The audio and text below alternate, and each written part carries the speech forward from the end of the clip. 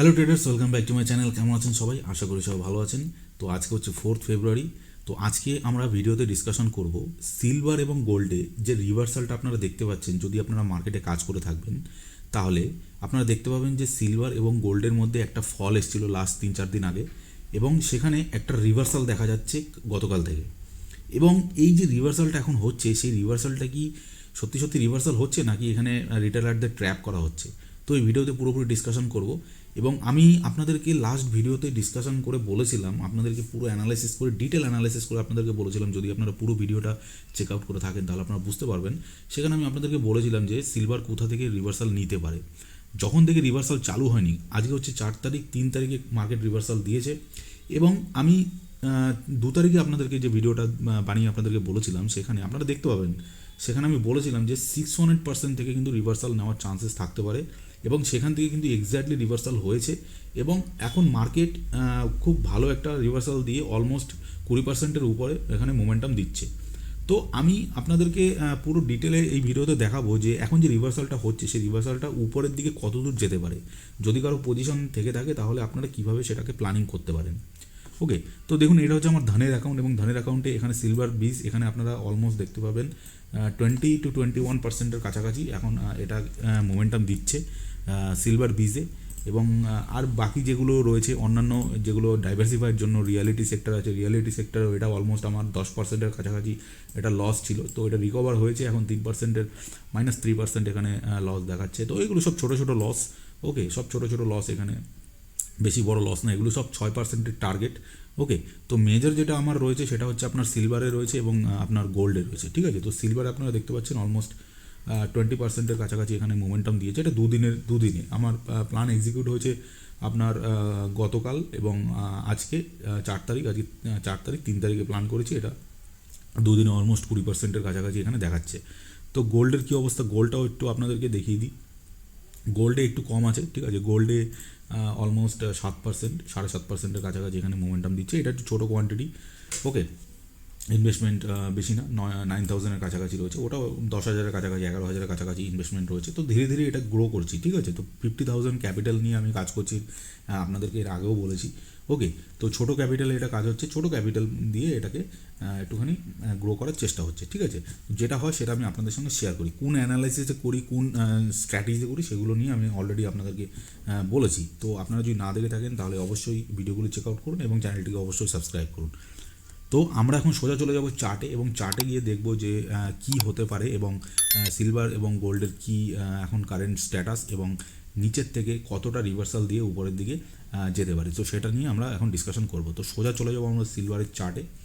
সিলভারের চার্টে যদি আপনারা এখন দেখেন, এটা হচ্ছে সিলভার বীজের চার্ট। ওকে, সিলভার বীজ ইটিএফের চার্ট আপনারা দেখতে পাচ্ছেন, এবং এখানে অলমোস্ট দেখুন 7%, 7.5%-এর কাছাকাছি এখানে কিন্তু মোমেন্টাম এখন রয়েছে। ঠিক আছে, গোল্ড আপনারা দেখতে পারেন এখানে 3.69% এখানে মোমেন্টাম। ওকে, তো এখানে যদি আপনারা দেখে থাকেন প্রাইস কিন্তু এক্স্যাক্টলি আমি যে লেভেলটা আপনাদের সঙ্গে শেয়ার করেছিলাম, বলেছিলাম কি 618% গোল্ডেন রেশিওর থেকে মার্কেট কিন্তু রিভার্সাল নিতে পারে। আপনারা যদি না দেখে থাকেন তাহলে আপনারা মানে পুরো ভিডিওটা যদি আপনারা না দেখেন, দেখুন, আপনারা যদি সিরিয়াসলি মার্কেটে কাজ করতে চান তাহলে কিন্তু আপনাকে পেশেন্স নিয়ে জিনিসগুলোকে দেখতে হবে। এগুলো টোটালি হচ্ছে একটা টেকনিক্যাল জিনিস। টেকনিক্যাল জিনিস কিন্তু ওই 2 মিনিট 60 সেকেন্ডের রিলের মতো না। ঠিক আছে, তো এখানে জিনিসগুলোকে আপনাকে ধীরে ধীরে বুঝতে হবে, ধীরে ধীরে করতে হবে, নাহলে আপনারা কাজ করতে পারবেন না। ওকে, আমার কথায় যদি আপনি ট্রেড নিয়ে নেন তো সেক্ষেত্রে কী হবে, আপনিই প্রবলেমে পড়বেন। ঠিক আছে, টাকা আপনার, ইনভেস্টমেন্ট আপনার হবে, লস আপনার হবে, সবই আপনার হবে, প্রফিটও হবে আপনারই হবে। ঠিক আছে, তো এখন এখান থেকে যে রিভার্সালটা নিচ্ছে, রিভার্সালটা কিসের জন্য নিয়েছে আমি আপনাদেরকে আরেকবার বলে দেবো। এবং এখান থেকে যে রিভার্সালটা নিয়ে উপরের দিকে যাচ্ছে, সেটা কি অরিজিনালি রিভার্সাল হচ্ছে নাকি ট্র্যাপ হচ্ছে, তো সেটাও ডিসকাশন করবো, এবং কত দূর যেতে পারে উপরে সেটাও আমি আপনাদেরকে বলবো। তো ভিডিওটা প্রথম থেকে শেষ অবধি দেখবেন। ওকে, তো এখন আমি এই চার্টটাকে একটু ডান দিকে নিয়ে যাব, এবং এখানে আমি আপনাদেরকে একটা জিনিস দেখাবো, যে লেভেলটা আমি মার্কিং করেছিলাম সেই লেভেলটা কিন্তু আমি এখনও সরাইনি, সেই লেভেল কিন্তু এখনই রয়েছে।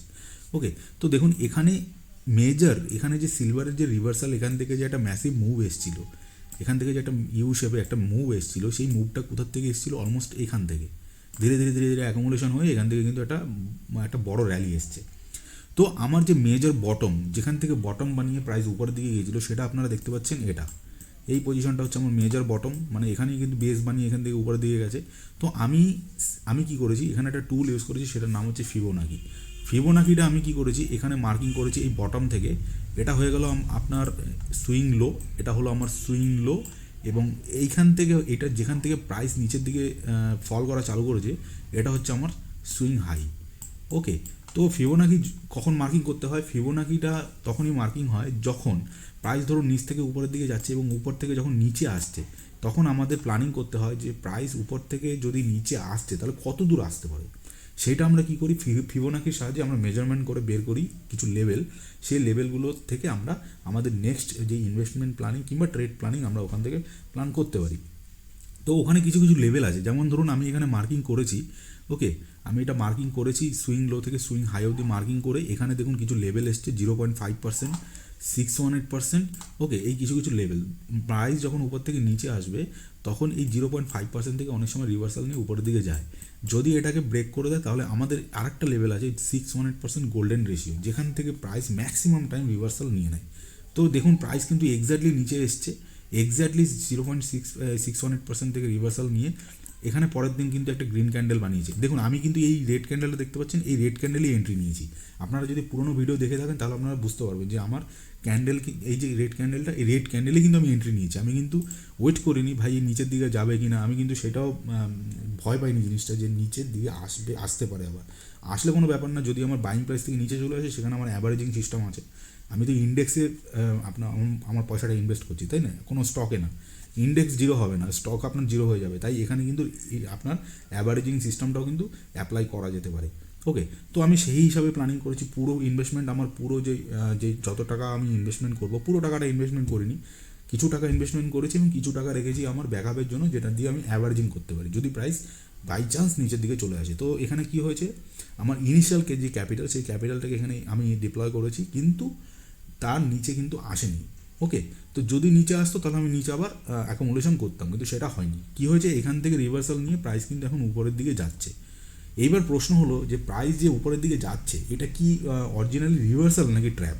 দেখুন এখানে যে কোনো ইনস্ট্রুমেন্ট, ঠিক আছে, যে সে স্টক হোক, আপনি অপশানে কাজ করুন, ঠিক আছে, ফিউচারে কাজ করুন, যে কোনো ইনস্ট্রুমেন্ট, আপনি রিলায়েন্সে কাজ করুন, এসবিআইতে কাজ করুন, যে কোনো ইনস্ট্রুমেন্টে আপনি যখনই কাজ করবেন, প্রাইস কোনো দিন কিন্তু এরকম সোজা প্যারাবোলা ওয়াইজ এরকমভাবে যাবে না, নিচে আসবে আবার উপরে যাবে, নিচে আসবে উপরে যাবে, এরকম হবে।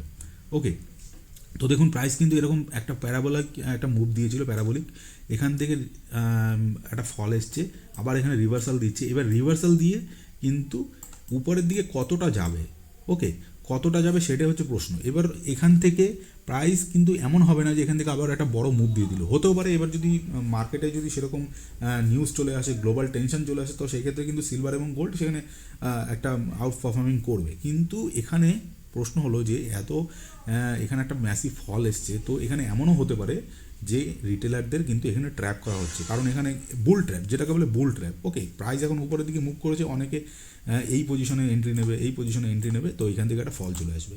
ওকে, তো এটার এক্স্যাক্ট যেটা পজিশন আমি আপনাদেরকে বলেছিলাম, এখানে যেটা আমি অ্যাপ্লাই করেছিলাম 618, এটা হচ্ছে আপনার মানে এর থেকেও নিচেও চলে যেতে পারে, কিন্তু এটা হচ্ছে সবথেকে বেস্ট পজিশন টু ইনভেস্ট, মানে যেখানে ইনভেস্ট যে লেভেলটাতে আমি আপনাদেরকে বলেছি এটা হতে পারে, ঠিক আছে। এবার আমি বলছি না, আমি তো মার্কেটের উপরে না।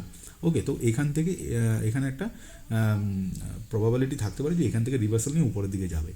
তো এখান থেকে গেছে, আমাদের ফার্স্ট যেটা প্ল্যান সেটা এক্সিকিউশন হয়ে গেছে। তো এখন আমাদের সেকেন্ড যেটা প্ল্যান আমাদের হচ্ছে এক্সিট প্ল্যান। দেখুন কোনো ইনস্ট্রুমেন্টে যখন আপনি কাজ করবেন, যে মার্কেটে যখন আপনি কাজ করবেন, সে যে কোনো ইনস্ট্রুমেন্টই হোক না কেন, আপনার এন্ট্রি এবং এক্সিট দুটো প্ল্যান কিন্তু আপনার আগের থেকে কিন্তু রেডি থাকা চাই, নাহলে কিন্তু হবে না। আমি যেমন এখানে এন্ট্রি নিয়েছি, তখন কিন্তু আমার কিন্তু এটা হচ্ছে আমার এন্ট্রি, এটা আমার এন্ট্রি প্ল্যান হয়ে গেল। আমার এন্ট্রি প্ল্যান যেমন আছে তেমন এক্সিট প্ল্যানও কিন্তু আমার রেডি আছে। এই দুটো প্ল্যান কিন্তু আগের থেকে আপনার প্রিডিফাইন থাকতে হবে, নাহলে হবে না। ওকে, তো দেখুন এখানে আমি ফিবোনাকিটা যখন মার্কিং করেছিলাম, আমি নিচ থেকে উপর অবধি মার্কিং করে আমরা দেখেছিলাম কি ক্যালকুলেশন করেছিলাম যে প্রাইস আসলে নিচের দিকে কতটা আসতে পারে। এবার আমরা ক্যালকুলেশন কি করব যে প্রাইস নিচের থেকে যে যাচ্ছে উপরের দিকে কতটা উপরের দিকে যেতে পারে। ওকে, তো সেটা আমরা দেখবো এখন। তো সেটা কি করে দেখতে হবে, ফিবোনাকিটা আমরা এখানে যখন রিট্রেসমেন্ট লেভেলটাকে এখানে প্ল্যানিং করেছিলাম নিচের দিকে, তখন আমরা নিচ থেকে সুইং লো থেকে সুইং হাই আমরা মার্কিং করেছিলাম। এবার আমরা মার্কিং করব, এটা হচ্ছে আমার সুইং হাই হয়ে গেল, এই যে পয়েন্টটা দেখতে পাচ্ছেন, এটা হলো আমার swing high, major swing high, এটা হলো আমার সুইং লো। ওকে, এটা আমার সুইং লো হয়ে গেল, ঠিক আছে, এটা আমার লাস্টের দিকে। কিন্তু এখন যে লোটা তৈরি হয়েছে, এখন নতুন একটা লো তৈরি হয়েছে, নতুন লোটা কোথায় তৈরি হয়েছে, ঠিক এইখানে।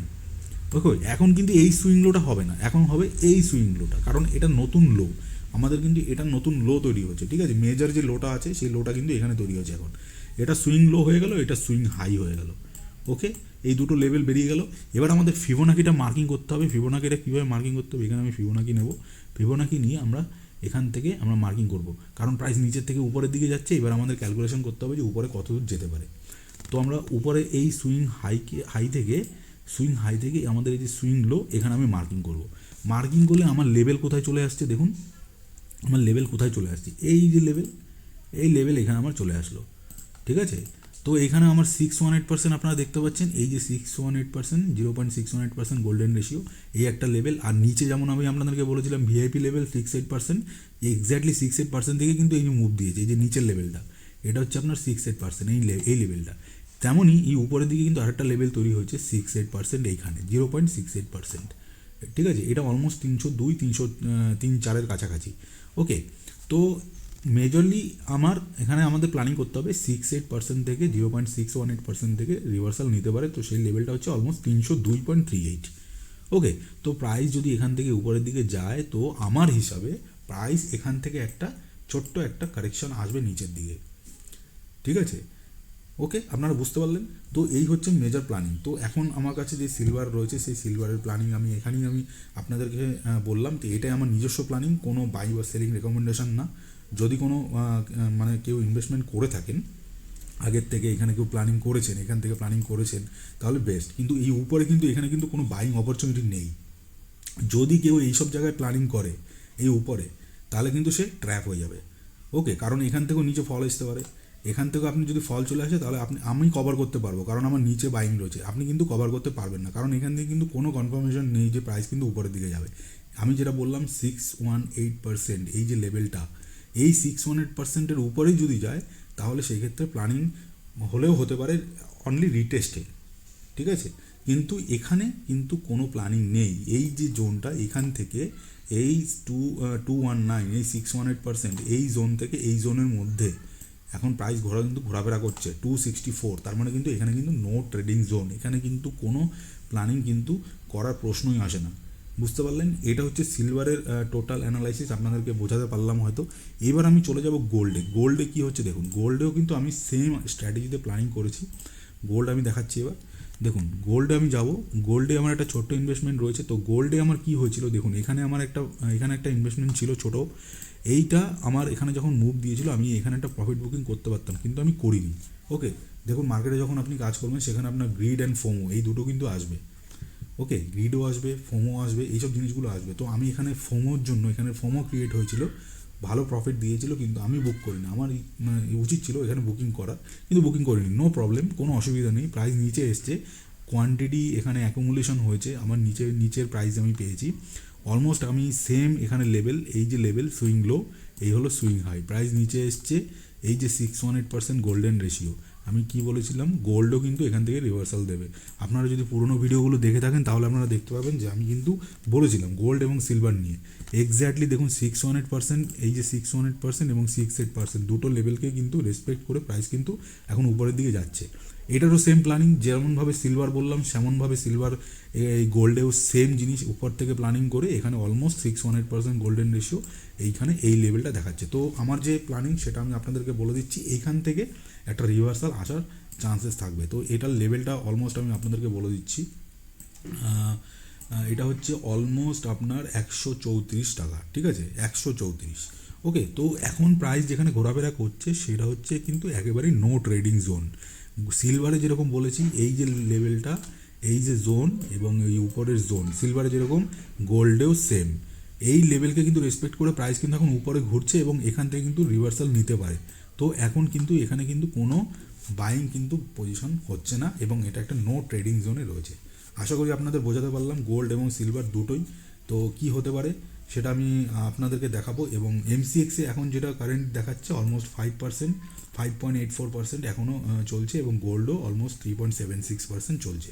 দেখা যাক আজকে রাত্রেবেলা কমোডিটি মার্কেটে কী হয় এবং ইউএস মার্কেটে কী হয়, তো সেগুলোর উপর ডিপেন্ড করছে কালকে মর্নিংয়ে কী হবে। দেখা হচ্ছে পরের ভিডিওতে। নমস্কার।